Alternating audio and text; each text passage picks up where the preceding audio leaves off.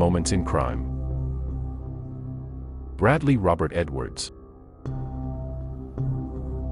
The Claremont serial killings is the name given by the media to a case involving the disappearance of an Australian woman, aged 18, and the killings of two others, aged 23 and 27, in 1996 to 1997.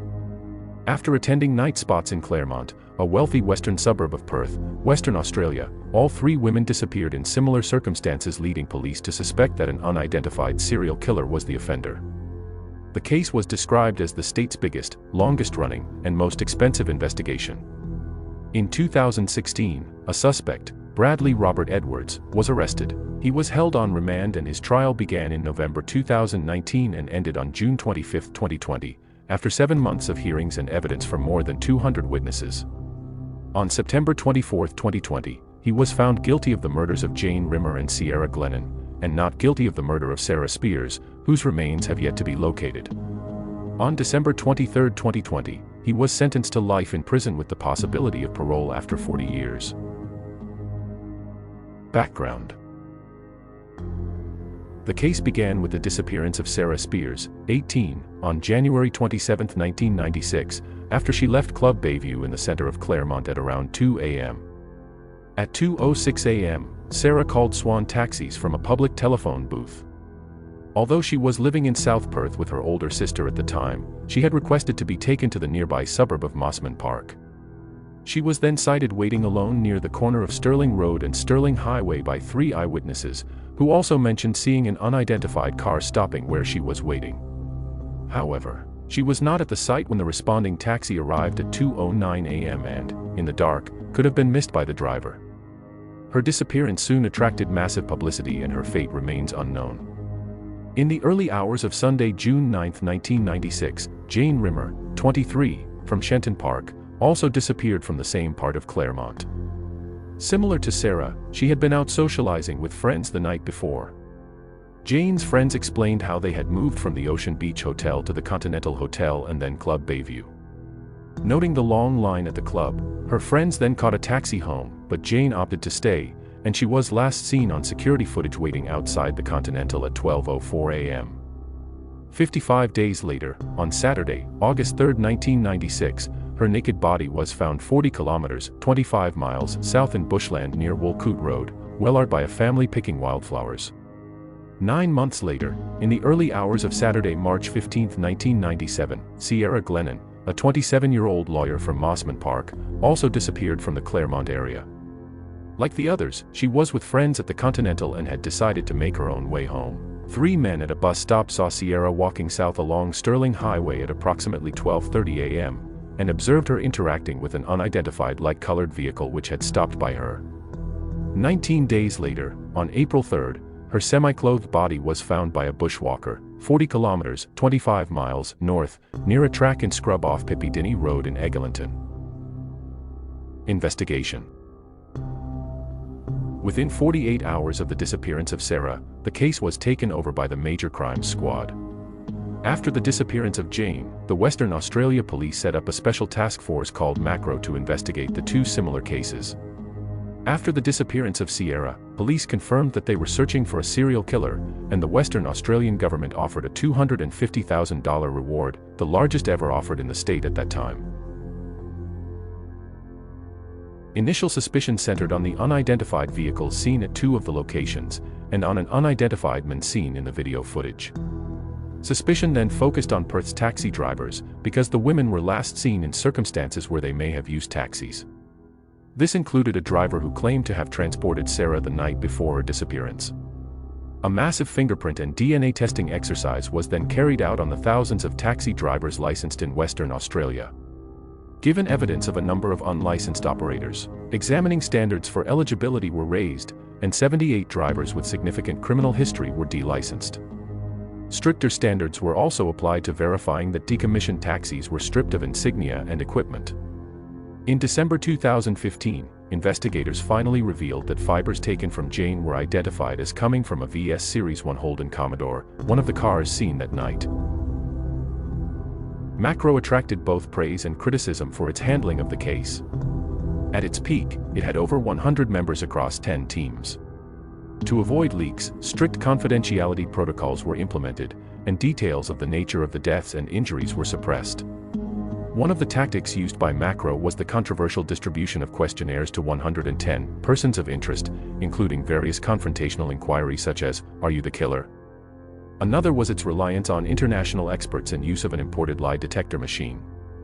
Further, one of its officers accepted an offer by David Burney to assist the investigation. Criticism was also laid on its overly narrow focus on the initial prime suspect despite the lack of direct evidence, as occurred in the cases of Andrew Mallard and Lloyd Rainey. Over its lifetime, Macro had 11 police reviews, including one in August 2004 led by Paul Schramm, the officer who had led the Snowtown investigation. It was finally wound down in September 2005 and the investigation moved to the Special Crimes Squad. Suspects.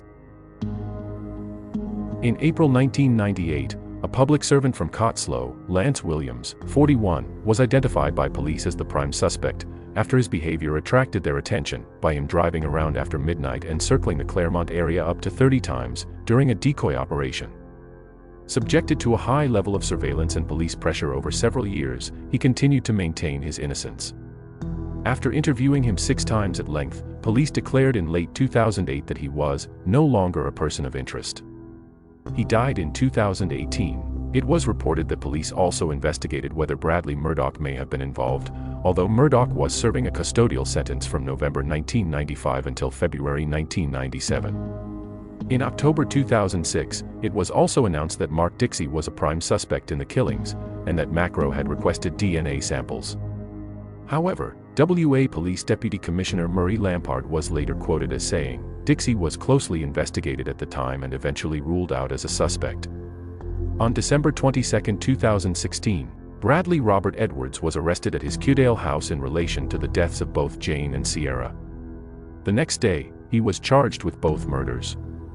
According to ABC News, he is believed to have had no previous link to the case, though he had pleaded guilty to the aggravated assault of a social worker at Hollywood Hospital on May 7, 1990.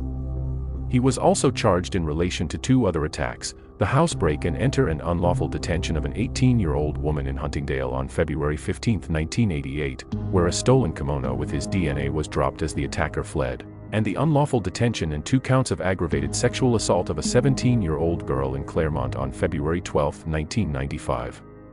On February 22, 2018, Edwards was also charged with the willful murder of the first victim, Sarah Spiers.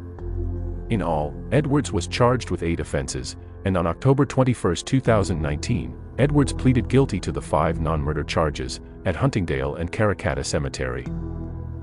Trial. Before the trial, the prosecution applied for Edwards to be tried by judge alone without a jury. The application was granted due to the publicity surrounding the case and the graphic nature of the evidence. The murder trial began on November 25, 2019, before Supreme Court Justice Stephen Hall. During the trial, the court was told that 2 of the victims had defensive wounds. Edwards' DNA was also found under Glennon's fingernails and matched to the kimono, although the defense argued this evidence was contaminated in the laboratory. One of the main pieces of evidence was the Telstra work vehicles. Edwards was working as a technician at the time, and it was claimed that he used company vehicles after hours to execute the crimes. This was corroborated by a witness, a security guard, who recalled seeing a telecom van parked on multiple occasions at the Karrakatta Cemetery for no apparent reason, both after the 1995 attack and before Spiers' 1996 disappearance. According to the prosecutor, Carmel Barbagallo, the state presented this evidence as part of a case called Telstra Living Witness Project, where, between 1995 and 1997, a man with a Telstra station wagon stopped to look at women and offer them rides. During the trial, a witness from the group of men dubbed Burger Boys identified a Series 1 VS Commodore station wagon as cruising past them shortly after Glennon walked past. The vehicle had distinctive teardrop hubcaps which were present on some Series 1 VS Commodores between April 1996 and December 1998. Edwards drove a white VS Series wagon with Telstra logos. The vehicle was tracked down and impounded on the same day as his arrest. During the hearing, it was revealed that fibers matching carpet in the rear of Edwards' vehicle matched fibers found on the bodies of both Rimmer and Glennon, although defense argued these fibers could have come from another source or another vehicle which was not included in the WA crime database. The trial concluded on June 25, 2020, after 7 months of hearings and evidence from more than 200 witnesses. Justice Hall then retired to consider his verdict in the case, flagging that it may potentially be handed down before Edwards's remand in custody ends on September 24, 2020. On the final day of custody, Hall handed down a 619-page written verdict within which Edwards was found guilty of the murders of Rimmer and Glennon, but not of Spiers, though it was more likely that Edwards was involved in her disappearance than not. On December 23, 2020, Edwards was sentenced to life imprisonment with the possibility of a parole after 40 years. Hall said there was a high likelihood that he will die in prison. Possible related cases. It has been suggested by journalist Liam Bartlett that Spiers was not the first likely victim. He wrote that police told the father of a fourth missing woman, 22-year-old Julie Cutler, that his daughter was probably a victim of the Claremont killer. Cutler, a university student from Fremantle, vanished after leaving a staff function at the Parmelia Hilton Hotel in Perth at 9 p.m. on June 20, 1988. Her car was found in the surf near the groin at Cotslow Beach 2 days later, and her fate remains unknown. Other possible cases include that of Lisa Brown, 19, a sex worker who disappeared on November 10, 1998, and Sarah McMahon, 20, who disappeared on November 8, 2000. In conclusion, the Claremont serial killings had a profound and lasting effect on the community of Perth. The fear and paranoia that engulfed the city, the impact on the families and loved ones of the victims, the sensationalist media coverage, and the strain on the justice system were all consequences of these heinous crimes.